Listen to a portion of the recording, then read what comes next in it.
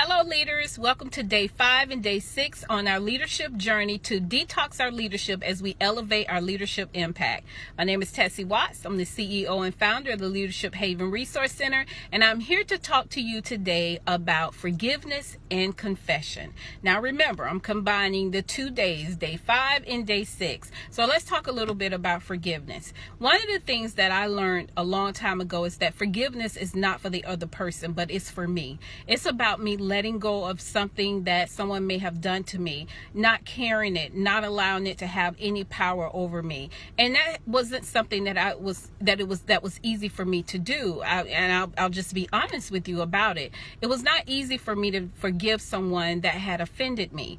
But when I study the scriptures and I understand that we're going to be offended, just the fact that we wake up in the morning is a strong possibility that somebody is going to offend us in one way or another. And if that's the case, I had a responsibility to do the work so that it does not impact my life forever.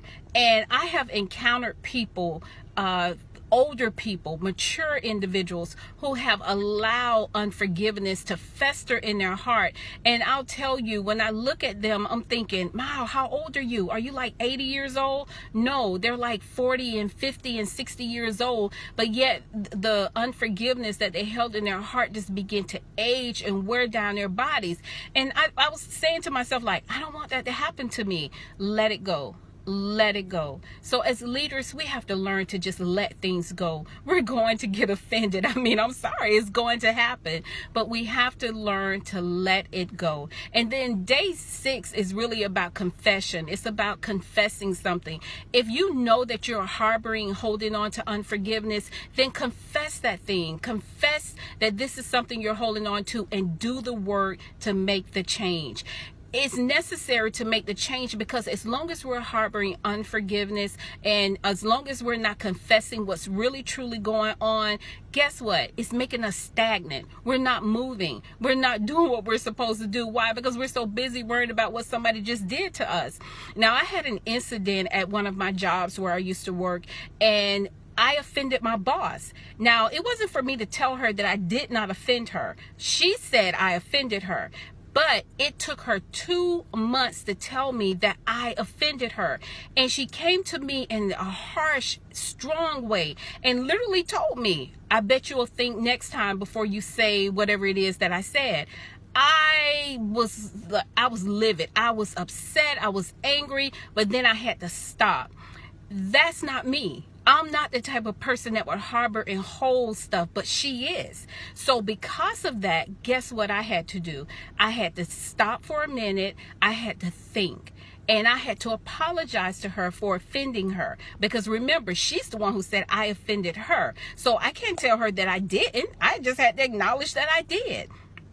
But I acknowledged it. But again, I didn't agree with it. But I acknowledged it, that she was offended. That's what I acknowledged. And that's the same thing that we have to do. But again, did it change her behavior? Did it change her attitude? I don't know. I really don't. But I do know that it was necessary for me as a leader to think reconciliation. How can I fix this relationship? And the only way to fix that relationship was to just acknowledge that I offended her. And some people, yeah, and we were able to move on from there. But guess what? Some people you won't be able to move on with. But my thing is this.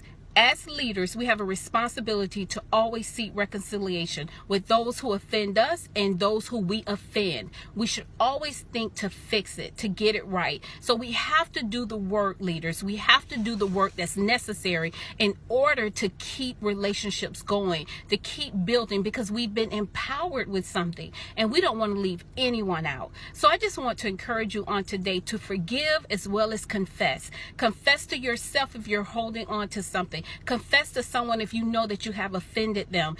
Learn to forgive. Forgive those who have hurt you. And if you're looking for someone to come to you and apologize, stop looking for that. Just know that it's your responsibility to move on. To move on. Let it go. Move on. I'm telling you, if you don't, it's going to wear on you. There's so many people right now today look so much older than their age because they're holding on to so much. So I'm asking you, I'm begging you, leaders, let it go. Let it go. Move on. It has no more power over you. If you weren't raised right, if your mama did this and your daddy did that, or your boss did this and boss did that, move on. You're still living. You're still surviving. You're still making it. So keep going, and don't do it because you want to show them what you can do. Do it because it's what you're supposed to do. So I want to encourage each and every one of you on this Sunday, on day 5 and day 6.